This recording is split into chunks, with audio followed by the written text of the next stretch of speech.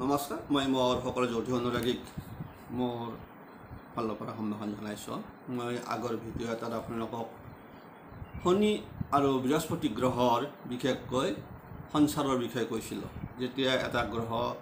সঞ্চাৰ অৰ্থাৎ গ্ৰহৰ অৱস্থান ৰাশিগতভাৱে এটা ৰাশিৰ পৰা আন এটা ৰাশিলৈ যোৱা, সেইটোকে কোৱা হয় ৰাশি বা গ্ৰহৰ সঞ্চাৰ ফল বা ট্ৰেনজিট। গতিকে ইয়াৰ ফল আপোনাক সাধাৰণতে বিচাৰ কৰা হয় চন্দ্ৰৰ পৰা, আৰু আমাৰ যেতিয়া কুণ্ডলী বিচাৰ কৰা হয় সেইটো সাধাৰণতে কৰা হয়, মেক্সিমাম কৰা হয় আপোনাৰ লগ্নৰ পৰা। গতিকে আপোনালোকে জানে, কিন্তু কথা হ'ল কেতিয়াবা দেখা যায় যে লগ্ন ফল বা বিচাৰ কৰিলে কেতিয়াবা চন্দ্ৰ লগ্নকো ধৰি পেলাইও বিচাৰ কৰাটো উচিত আমি দেখা যায়। কিন্তু তাৰ বাহিৰে আন এটা আমাৰ বিচাৰ চলি আছে, যিটো আমি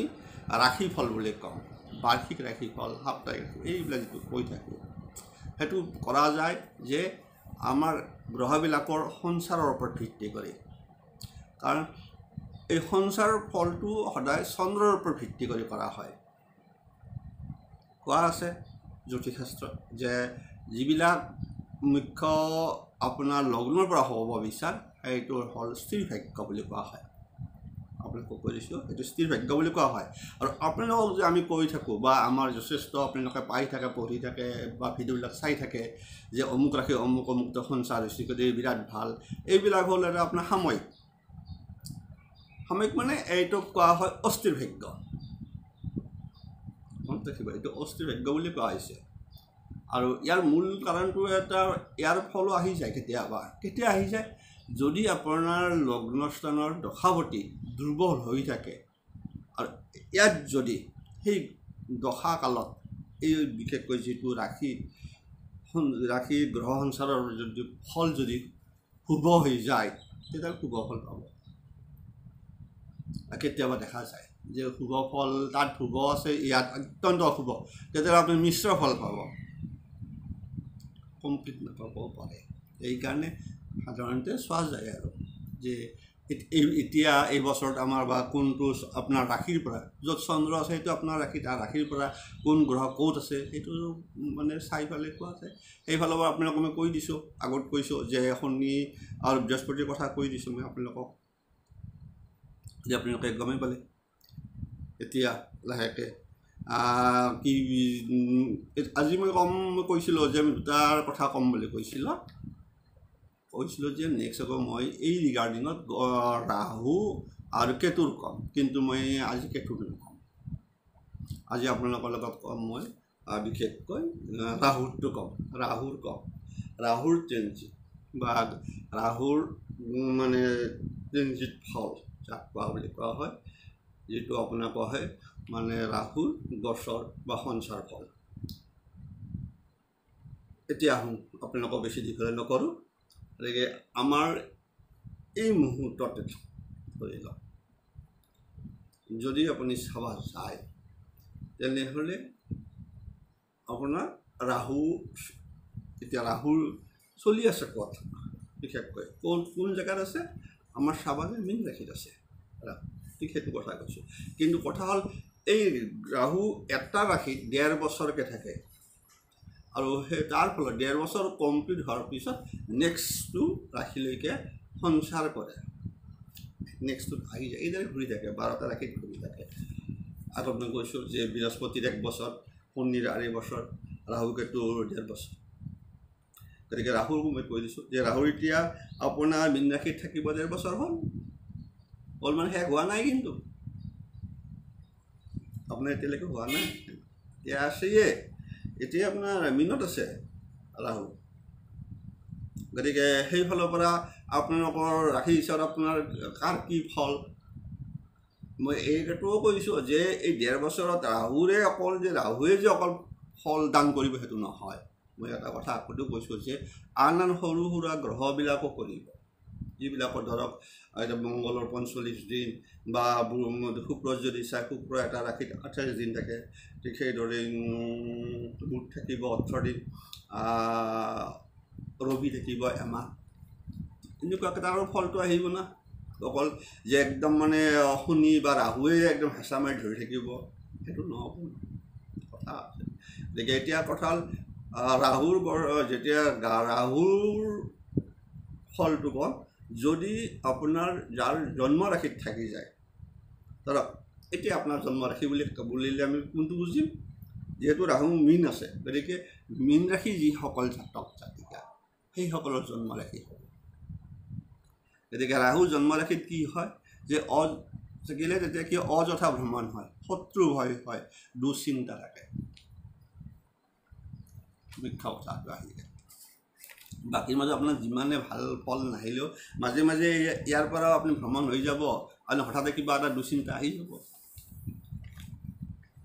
তাতো কথা আহিব গতিকে আপোনাৰ এইটো হ'ল কি যদি জন্ম ৰাশিত থাকে অযথা ভ্ৰমণ হয় শত্ৰু ভয় হয় দুশ্চিন্তা থাকে মনত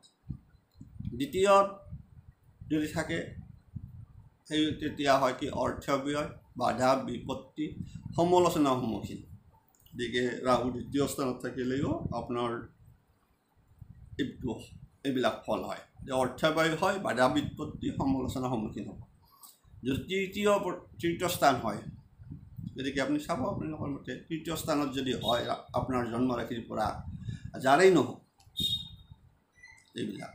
যে জন্ম ৰাশিটো কৈছোঁ চন্দ্ৰৰ ওপৰত গতিকে তৃতীয় যদি থাকে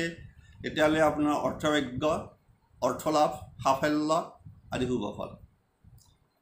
কাৰণ ৰাহু তৃতীয় স্থানত থাকিলে জন্ম ৰাশিৰ পৰা শুভ ফল দাতা হৈ থাকে চতুৰ্থত যদি থাকে তেতিয়াহ'লে হয় স্বাস্থ্যহানি হ'ব অশান্তি উদ্দেশ্যহীন ভ্ৰমণ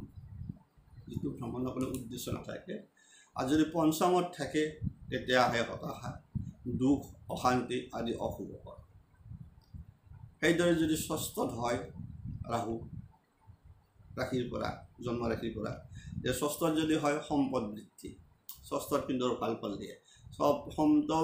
সম্পদ বৃদ্ধি সুখ আৰু স্বাস্থ্যৰ উন্নতি চাব কিন্তু এনে কিন্তু বিচাৰ কৰে গ'লে ষষ্ঠ স্থানটো অকৃতত যায় কিন্তু ইয়াত কিন্তু এই ট্ৰেনজিটৰ কাৰণে গ্ৰহ সঞ্চাৰৰ কাৰণে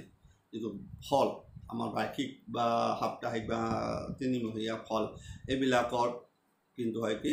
যে সম্পদ বৃদ্ধি সুখ আৰু স্বাস্থ্যৰ উন্নতি যদি সপ্তমত থাকে সুখ লাভ অৰ্থলাভ সপ্তমতো ঠিকেই আছে অষ্টমত যদি থাকে অনিদ্ৰা ক্ষতি অশান্তি যদি নৱমত থাকে শত্ৰু ভয় আশংকা থাকে গতিকে শত্ৰুৰ পৰা ভয় থাকে কিবা এটা হ'ব নেকি গতিকে শত্ৰু ভয় বৃদ্ধি হৈ থাকে দশমত যদি থাকে তেনেহ'লে হ'ল সাফল্য দশমত ভাল বিশেষকৈ গতিকে দশমত সাফল্য অৰ্থলাভ হয় একাদশত সকলো ফালে সফলতা একাদশত ভাল সুখ লাভ যদি দ্বাদশত হয় অত্যাধিক ব্যয় অপবাদ আনৰ সমালোচনাৰ সন্মুখীন হয় এইখিনি হ'ল ৰাহুৰ সঞ্চাৰ ৰাহু এটা এই ৰাশিৰ পৰা এটা যিটো ৰাশিত থাকে সেই ৰাশিটোৰ মুখ্য ৰাশিটোৰ পৰা যিটো আপোনাৰ অৱস্থান হ'ব সেইমতে এই ফলটো ৰাহু প্ৰদান কৰা বুলি আমাৰ শাস্ত্ৰই কোৱা আছে বিশেষকৈ ট্ৰেনজিট গ্ৰহ সঞ্চাৰৰ কিন্তু কথা হ'ল মইতো কৈছোঁ যে অকলটো ৰাহুই নকৰে প্ৰত্যেকটাই গ্ৰহে কৰিব মইতো একদম ক'লোঁ গতিকে আটাইতকৈ ইম্পৰ্টেণ্ট মই আপোনালোকক এইকাৰণে ক'ম এতিয়া আপোনালোকক খুব এটা ভাল শুভ গ্ৰহৰ কথা ক'ম যিটো গ্ৰহৰ কাৰণে আপোনালোকৰ এইবিলাক বহুত অশুভত্ব কাটা যাব যিটো অশুভত্ব ৰাহু বুলি কৈছে সেইবিলাক বহুত কটা যাব আপোনালোকে আৰু তাৰ ফলত কেতিয়া এইবিলাক ভাল ফল পাব এই ফল মুখ্যতঃ কৰে কি আপোনাৰ বুধ শুক্ৰ আটাইতকৈ বেছি শুভ ফল প্ৰদান হৈ থাকে এই সময়ত সঞ্চাৰত কিন্তু শুক্ৰ এটা ৰাশিত 28 দিন থাকে এটা ৰাশিৰ পৰা আন এটা ৰাশিলৈকে এটা ৰাশিত 28 দিন নেক্সট ৰাশিলৈকে সঞ্চাৰ কৰে তাৰ ফলত 28 দিন গতিকে বিশেষকৈ শুক্ৰৰ যদি আপোনালোকে যদি অৱস্থানটো জানে তেতিয়াহ'লে আপোনালোকে নিশ্চয় কিছু গম পাব ঠিক সেইদৰে কৈছোঁ ঠিক সেইদৰে এতিয়া ক'ম শুক্ৰৰ ক'ম শুক্ৰ শুভ গ্ৰহ এই বিশেষকৈ শুক্ৰ বৃহস্পতি বুধ এই চন্দ্ৰ এইবিলাক শুভ গ্ৰহ গতিকে উপগ্ৰহ আটাইতকৈ বলৱান হৈ থাকে শুক্ৰ দৈত্যগুৰু গতিকে শুক্ৰৰ অৱস্থান লৈ পেলাই আপোনাৰ সঞ্চাৰ গ্ৰহ যদি জন্ম ৰাশিত থাকে তেনেহ'লে কি হয় শত্ৰু নাশ হয় চাব যদি আপোনাৰ জন্ম ৰাশিত আছে শত্ৰু নাশ হ'ব সুখাদ্য অনিদ্ৰা অৰ্থাৎ সুখ লাভ পায় আপোনালোকে কেতিয়াবা পায় যে আপোনাৰ খুব ভাল দিন ভাল সময় চলি আছে এই দুমাহ বিৰাট ভাল অমুক তমুক এই ফল অথচ আছে কিন্তু ক'ত এই ৰাহুল লগতে গৈছে কিন্তু আপোনাক কি কোৱা গৈছে এই 28 দিনটো বিশেষকৈ শুক্ৰবাৰ তাৰ ফলত কি হ'ব সেইকেইদিন আপুনি আনন্দত থাকক ভাল দিন শুক্ৰ গুচি যোৱাৰ পিছত আৰু আগৰ নিচিনা হ'ব পুনৰ মুচিকা পোৱা বুলি কোৱা হয় আৰু আহি যাব 28 দিন যেহেতু আপোনাৰ হিচাপ কৰি যাওঁ 65 দিন থাকে মানে এটা আপোনাৰ বছৰ 12টা ৰাশি ইমানখিনি থাকে যেহেতু এটা বছৰ হৈ যায় আপোনাৰ মেঘৰ পৰা আমি নকলি আগতে দ্বিতীয়ত যদি থাকে তেতিয়া কি হ'ব তেতিয়াও ভাল চাব দ্বিতীয়ত থাকিলে সন্মান লাভ আয় বৃদ্ধি সুখ লাভ খুব ইম্পৰ্টেণ্ট এইটো মই এইকাৰণে দিছোঁ যে আপুনি বেছি ভয় খাব লগা নাই কিছুমান ক্ষেত্ৰত কাৰণ আপুনি এইটো জানিলে হ'ল যে শুক্ৰ মোৰ ওপৰত আছে যদি আপুনি গম পাই যাব কিছু হ'লেও যদি তৃতীয়ত থাকে শুক্ৰ যদি তৃতীয়ত থাকে এই সঞ্চাৰ ফলত বা গছৰত যদি থাকে তেনেহ'লে তৃতীয়ত সৰ্ববিষাদ মংগল অপ্ৰত্যাশিত লাভ তাৰমানে কিমান দিন আহি গ'ল আপোনাৰ হিচাপ কৰি চাওক এতিয়া আপোনাৰ 28 দিনকৈ কিমান দিন থাকোঁ আপুনি হিচাপ কৰক এতিয়া চতুৰ্থত যদি থাকে তেতিয়া হ'ব ভাগ্য উন্নতি ধন লাভ আনন্দময় ভ্ৰমণ শুভ পৰিৱৰ্তন গতিকে এইফালে শনি থাকক নাথাকক কথা নাই বা ৰাহু থকা নাথাকক কিন্তু শুক্ৰৰ অৱস্থানে কি কৈ দিছে আপোনাৰ মোটামুটি 28 দিনকৈ আপুনি 4 মুখ যোগ কৰক কিমান দিন হ'ব আপুনি হিচাপ কৰিবলৈ যাওক তেতিয়া আপোনাৰ ভালেই হ'ল চতুৰ্থলৈকে যাওকলৈকে ভালেই হৈ থাকিল এই যে আমি কওঁ যে অমুক ৰাশিৰ বিৰাট ভাল অমুক এই ইমানৰ পৰা ইমানৰ এই 3 মাহত অলবা জুলাইৰ পৰা খুব বেয়া হ'ব কাৰোবাৰ আহাৰৰ পৰা ভাল ফল হ'ব এই যে কওঁ এই শুক্ৰ অৱস্থানটোৰ লগত বহুত ডিপেণ্ড কৰে আমাৰ মানে খুব শুক্ৰ হয় আৰু বেছি জড়বান হৈ থাকিলে সেইটো বেলেগ কথা বুজি কৈছোঁ মিশ্ৰ ফল বুলি কয় সেইটো গতিকে আপুনি গমে পালে যে শুক্ৰ আপোনাৰ আপ টু পঞ্চমকলৈকে শুভ হৈয়ে থাকে যে কিমান দিন 28 দিন আজিলৈ শুভ হৈ থাকে যে পঞ্চমত পুত্ৰ লাভ পাৰিবাৰিক সুখ এতিয়া আপোনাৰ 28 দিনকৈ পূৰণ কৰক পাছেদি আপোনাৰ কিমান দিন অধিকাৰ কৰি থাকক তাৰ ফলত আমি কি ক'ম যে অমুক ৰাশিৰ ভাল হ'ব কওঁ যে মই ইমান ভাল গতিকে ভাল মানে আমি কওঁ এই 3 মাহলৈ টেনশ্যন নাই 4 মাহলৈ কি নাই এইটো কথা কিন্তু ষষ্ঠত থাকিল এই আহি গ'ল কিন্তু শুক্ৰ যদি ষষ্ঠত থাকে আহি যাব তেতিয়া আগত দুশ্চিন্তা ইমান দিন ভাল হ'ল হঠাৎ বেয়া হ'ল এই যি কওঁ এই বেয়া হ'ল তেতিয়া হ'ব যে ষষ্ঠত যদি থাকে দুশ্চিন্তা আহিব শত্ৰু বৃদ্ধি হ'ব আপোনাৰ মৰ্যাদা হানি স্বামী বা স্ত্ৰী অসুখ গম পালে এতিয়া আপোনালোকে সপ্তমত যদি থাকে তেতিয়াও মানে মানসিক অস্থিৰতা দিছে শোক সন্তাপ দিছে বিপৰীত লিংগৰ লগত কাজিয়া আদি অশুভ হ'ল সপ্তমতো হ'ব কিন্তু এই ট্ৰেনজিটত যদি অষ্টমত থাকে অষ্টমতৰ ভাল অষ্টমত থাকে অপ্ৰত্যাশিত লাভ সু সম্পদ বৃদ্ধি বিপৰীত লিংগৰ সহায়ত সম্পদ বৃদ্ধি চবতে কিন্তু মন ৰাখিব ষষ্ঠত কিন্তু বয়া দিছে কিন্তু অষ্টমত আকৌ শুক্ৰ কি দিছে যে অপ্ৰত্যাশিত লাভ সু সম্পদ বৃদ্ধি বিপৰীত লিংগত সহায়ত সম্পদ বৃদ্ধি এই ভূ সম্পদ কিন্তু আমি সাধাৰণতে কিহত কওঁ যে মংগলৰ যি শুভ হৈ থাকে তেতিয়া ভূ সম্পদ বৃদ্ধি ঠিক সেইদৰে শুক্ৰ যদি অষ্টমত থাকে তেতিয়াও কিন্তু বৃদ্ধি হ'ব পাৰে এই সময়খিনি অষ্টমত যিখিনি সময়ত থাকে আৰু বাকীখিনি ভাল মাজতে বেয়া হ'ল কোনটো বেয়া হ'ল ষষ্ঠ আৰু সপ্তমত থকা বেয়া হ'ল এই বাকৰখিনি ভাল আছিল আমি ভাবি থাকোঁতে দুমাহ পাহৰি গ'ল নেক্সট আপোনাৰ বস্তু আগলৈও লিংক হৈ থাকিব গতিকে অষ্টমত অপ্ৰত্যাশিত লাভ ভূ সম্পদ বৃদ্ধি বিপৰীত লিংগ সহায়ত সম্পদ বৃদ্ধি নৱম স্থানত থাকিলে বিবিধ বস্ত্ৰ লাভ সেৱামূলক কামত সাফল্য যে আনুপাতিক যিটো ছাৰ্ভিচ সেইটো সেৱামূলক কামত সাফল্য দশমত কিন্তু আকৌ দিছে মৰ্যাদা হানি সংসাৰত,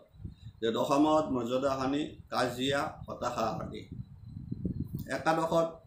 অপ্ৰত্যাশিতভাৱে অৰ্থ লাভ, পাৰিবাৰিক সুখ। দেখিব প্ৰায়বিলাক গ্ৰহৰ একাদশত শুভফল প্ৰদান কৰে, সাফল্যৰ ঘৰ বুলি কয়। সাফল্যৰ ঘৰ প্ৰায়বিলাক গ্ৰহে শুভফলে প্ৰদান কৰি থাকে। গতিকে একাদশত অপ্ৰত্যাশিতভাৱে অৰ্থ লাভ, পাৰিবাৰিক সুখ। দ্বাদশত শুক্ৰ, দ্বাদশত ধনাগম। কিন্তু কিছুমান গ্ৰহ থাকিলে আপোনাৰ বেয়া, যদি বৃহস্পতি থাকিল ধৰা যে দ্বাদশত, যদি শনি থাকে দ্বাদশত থাকিলে খুব বেয়া, মংগল থাকিলেতো হৈছে, ৰাহু থাকিলে বেয়া। কিন্তু শুক্ৰ থাকিলে কি দিছে, ধনাগম হয়। যদি অষ্টমত থাকিলেও চাব, সেইকাৰণে কৈছোঁ, এইটোৰ কাৰণে মই শুক্ৰটো দিছোঁ আপোনালোকক, এইকাৰণে দিলোঁ। দ্বাদশত যদি থাকে ধনাগম হয়, সুগন্ধি বিলাসবহুল দ্ৰব্য লাভ। গতিকে আপোনালোকক মই এইখিনি কথা ক'লোঁ, দি দিলোঁ। আপোনালোকে মিলাই চাব, আপোনালোকৰ যিটো ৰাশি আছে সেই ৰাশিমতে চাব এই বছৰটো অহাবাৰ ক'ত কিমান ভাল বেয়াটো নিজে আপোনালোকে হিচাপ কৰি গৈ থাকিব। য'ত চন্দ্ৰ ৰেখা আছে সেইটো প্ৰথম ধৰি ল'ব, ধৰি লৈ পেলাই সেইকেইটা মই ক'লোৱে। আৰু লগতে যে মীন ৰাশিত বহি আছে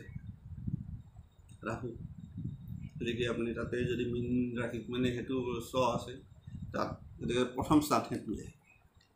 জন্ম ৰাশিত বুলি কয়। ঠিক তাৰপিছত যদি এইদৰে বাঢ়ি থাকিব কিছুমান কথা হ'ল, ৰাহুৰ কিন্তু উল্টাকৈ ফুৰে, ৰাহু থাকে মনত ৰাখিব। ৰাহু উল্টা মানে বাকী গ্ৰহৰ উল্টা, কিন্তু দিশটো কিন্তু ঘূৰি কাটাৰ দিশ। ৰাহু ঘূৰে ঘূৰি কাটাৰ দিশ, বাকী ৰাহু কেতু ঘূৰি কাটাৰ দিশত ঘূৰে। বাকী 7টা গ্ৰহই আপোনাৰ এণ্টি ক্লক ৱাইজ ঘূৰে, পাৰ্থক্য। কিন্তু বিচাৰটো হ'ব কিন্তু আপোনাৰ পজিশ্যনটো, য'ত ৰাশি আছে সেই ৰাশিৰ পৰাই হ'ব। তাৰমানে মই যিটো ক'ব গৈছোঁ, ধৰক এতিয়া ৰাহু আছে মীন ৰাশিত, জন্ম ৰাশিত। ৰাহু যেতিয়া সঞ্চাৰ কৰিব, ৰাহুৱে সঞ্চাৰ কেতিয়া কৰিব, অহা বছৰ আপোনাৰ আহাৰ মাহত কৰিব। আহাৰৰ বোধহয় আহাৰত কৰিব, গতিকে আহাৰলৈকে থাকিব। আহাৰ বা মুঠতে মোটামুটি শেষৰ ফালে কৰিব, সেইটো মানে চাই ল'ব লাগিব। তেতিয়া আপোনাৰ মীন ৰাশিৰ কিন্তু দ্বাদশ হ'ব আৰু তাৰ সেনে কণ্ডিশ্যন। কিন্তু আচলতে বাকী হ'লে কিন্তু নহয়, বাকী কিন্তু হ'লে কি হ'ব, যদি ঠিক ধৰকচোন এতিয়া এই শনি আহিল, শনি কুম্ভৰ পৰা ক'ত গৈছে, মীনত, তাৰ ইফালে গৈছে, ই উল্টাকৈ খুলিব, ই আৰু মীনৰ পৰা কুম্ভত আহিব, এওঁ গৈছে শনি গৈছে তাক, ঠিক সেনেকৈ। তাৰমানে ৰাহু কেতু ঘূৰি কাটাৰ দিশত, আৰু বাকী 7টা গ্ৰহ এণ্টি ক্লক ৱাইজ আগুৱাই থাকিব, এটাৰ পিছত এটা। তাকে মইতো ক'লোঁ, এৰিছোঁ হয়তো অলপ দীঘলত, হয়তো কিছু আভাস দিছোঁ আপোনালোকক। বাকী বহুতে কৈ আছে যে এনেকৈ চা ৰাখি, সেইবিলাক মইতো ক'লোঁ, এইবিলাক বহুত কথা থাকে, চাব আপোনালোকে নিজে নিজে চাই ল'ব, চাব এইটো একো নাই। আপোনালোকৰ পঞ্জিকা আছে চাই ল'বচোন, গম পাব। পঞ্জিকা এখন দি থাকিব,